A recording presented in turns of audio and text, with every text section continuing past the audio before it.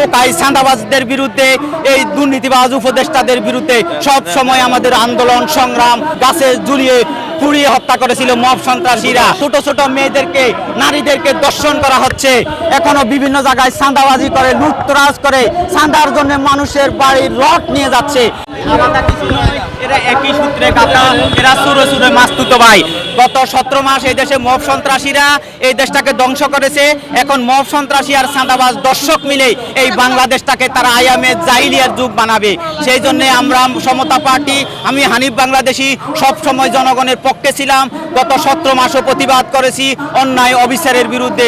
এখনো রাস্তায় আছি, ভবিষ্যতেও এই দুর্নীতিবাজদের বিরুদ্ধে, মব সন্ত্রাসীদের বিরুদ্ধে, টোকাই চাঁদাবাজদের বিরুদ্ধে, এই দুর্নীতিবাজ উপদেষ্টাদের বিরুদ্ধে সব সময় আমাদের আন্দোলন সংগ্রাম আমরা চালিয়ে যাব। আমরা আপনাদের মাধ্যমে দেশবাসীকে উদাত্ত আহ্বান জানাবো যে ভয় পেলে কখনো জয় করা যায় না।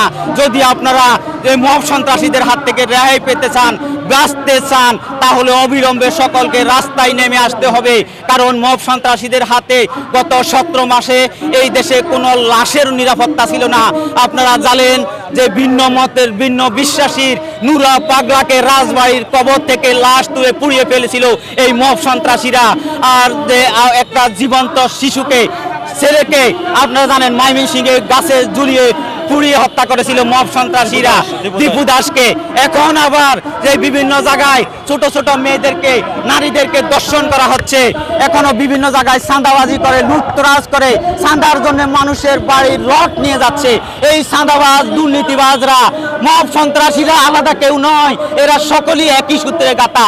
এরা সুরে সুরে মাস্তুত ভাই। কেউ যদি মনে করে মব সন্ত্রাসী আর চাঁদাবাজের আলাদা বিষয়, আমি বলবো যে তারা বোকার সঙ্গে বাস করছেন। তারা একই, কিন্তু তারা এমনি উপরে উপরে ভিন্ন দেখায়, জর্গাজাটি করে, কিন্তু ভিতরে ভিতরে মব সন্ত্রাসী চাঁদাবাজিরা দর্শকেরা এরা আপন মাস্তুত ভাই। এরা বাংলাদেশটাকে নরকে পরিণত করবে।